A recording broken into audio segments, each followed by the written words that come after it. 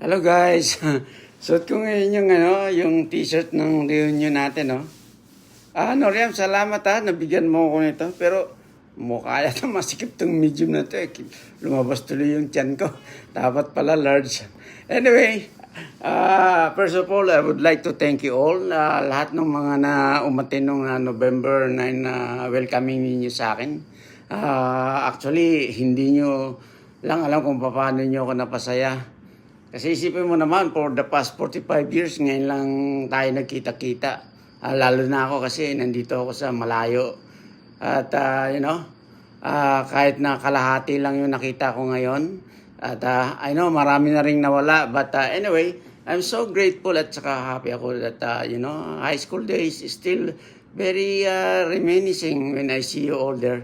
So I was so happy and surprised na, all this na tayo at seniors na, yung karamihan, marami ng uban, yung iba, wala ng buhok, yung iba, nag-iba na talaga yung itsura, hindi mo na nga sila makilala. Pag i-compare ko dun sa mga pictures, kaya pasensya na, nung mga na-meet ko kayo, tingnan ko yung mga picture kung sino ba doon. Pero, sa pagtanda natin, marami tayong mga natutunan sa buhay. So, sa ngayon, parang, we are just watchers to our own kids. Marami na rin sa atin na, dumaan sa mga maraming pagsubok sa buhay. Pero, nakasurvive tayo. At saka nandito tayo sa ganitong edad kaya magpasalamat tayo.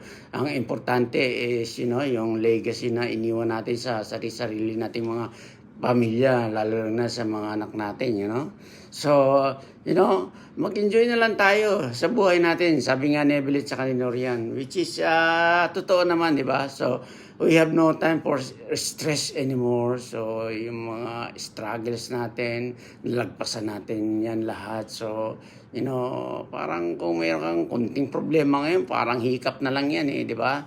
So, yung whenever you have a gathering like this, dapat nandiyan kayo. Ako nga naiingit ako sa inyo kasi nandiyan lang kayo Pag sinabi ni Evelyn sa kanino riyan na, meron tayo. So, nandiyan kayo lahat. Pero ako malayo. So anyway, we have our own destiny in life. So ako, ganyan ang destiny, malayo. So I feel sorry that I miss our class reunion talaga. So I know this reunion will be the happiest. I think so. So by the time na ma-receive niyo tong video ko, baka nasa Canada na ako. Okay? So I just make this video just to greet you all a happy reunion from the bottom of my heart. Always remember that even though I'm not around, you were all in my heart. I wish I will be there to meet you all, to know each other's story. Yun ang importante pag kwentuhan kung anong kumusta ka na, ano bang anak na ba? Mayaman ka na ba? So marami sa atin ganyan na, may kanya-kanya ng mga farm, di ba? Yung iba nagiging general na. Yung iba mga doktor na. So mga ganyan. So kanya-kanya tayong istorya na, pag nagkakwentuhan tayo, maisip natin, oh my gosh, nung araw ganito lang tayo. Pero look at now, di ba? So, mag-enjoy lang talaga tayo kasi hindi natin alam kung kailan tayo kukunin ng mga lumika sa atin. Again, I wish you all the best at enjoy lang tayo palagi at dun sa mga hindi nakakilala nga pala sa akin ako si Alan Kitalig. Nakabeso ako dito sa Vancouver, Canada for tagal na po, 23 years now. Ako yung pinakamaliit na kaklase natin para tingnan nyo sa picture. So, di ko alam kung ano pang sasabihin ko. So, I think yun lang. So, gusto ko mag-enjoy lang kayo dyan sa reunion. So, i-update nyo lang yung group chat nyo at titignan ko na lang dyan kung ano-anong mga happenings.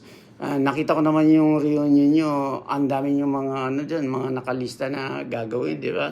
Meron pa kayong mga activities like, mga parapol at saka meron pa kayong mga sayawan, di ba? So ako, inggit na inggit ako.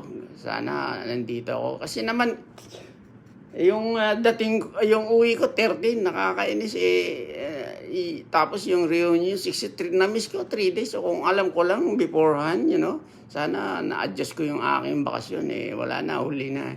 But anyway, talagang ganon. So pasensya na kayo, yun lang po ang naambag ko sa inyo at bigay lang ako ng konting message at gusto ko rin na some of you na hindi ko nakita during sa welcoming na yun. Makita nyo ako ngayon na nagsasalita at mukhaan nyo ako na next time around na magkita-kita tayo. So, ma-recognize nyo.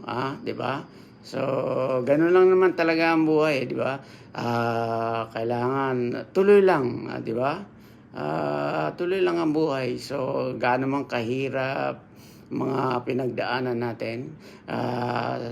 Hindi nyo na itatanong, 2 beses na ako na nagkaroon ng brain surgery. Pero sa awa ng Diyos, tingnan mo, sharp. Napalitan yata yung brain ko. Medyo parang naging sharp pa nga. Pero yung masasabi ko kasi, alam mo, maikli lang ang buhay. Hindi mo alam kung kailan tayo kukunin ng Diyos. So, tayo mga senior na tayo, more than 60s na, di ba? So, pag may mga ganitong gathering, huwag niyong imimiss. Ako naman kasi malayo ako, pero hindi mo masabi. Pag siguro, kasi dito ang retirement dito sa Canada, mga 65 years. So, maybe in 2 years time, baka mag-isip ako na, for good na dito sa Pilipinas.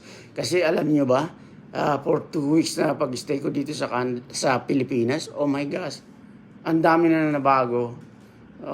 At saka ang dami ko na-miss. Alam mo, pag pupunta ko ng palengke, doon sa pamilya ko sa Laguna, ay nako, sinabi ko sa inyo, halos pakawin ko yung mga isda doon, mga karne, ito papaluto ko yan sa kapatid ko.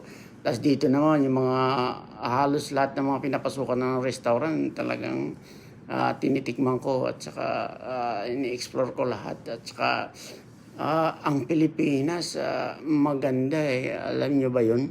Kaya yung the reason na kasi nag-abroad yung ibang tao dahil sa hirap. Pero kung titingnan mo ang Pilipinas, nandito na lahat.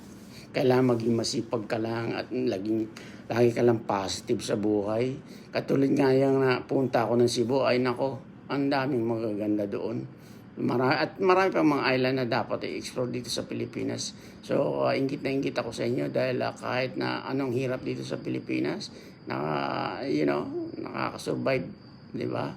So, ako naman kasi may dahilan po ako bakit ako nag-abroad. But hindi ko naman yung pinagsisisihan kasi sa dami ng anak ko. At saka ngayon medyo okay na ako kasi malalaki na sila. So, it's time for me to enjoy life. Yun. So, yun lang. So, again, happy reunion sa inyo. At I wish you all the best. Tsaka sana sa pagbabalik ko, makikita ko pa rin kayo. Sana kumpleto pa rin tayo dahil alam ko marami nang nawala sa atin. Okay? So again, I love you all and wish you all the best. Okay? Thanks. Bye.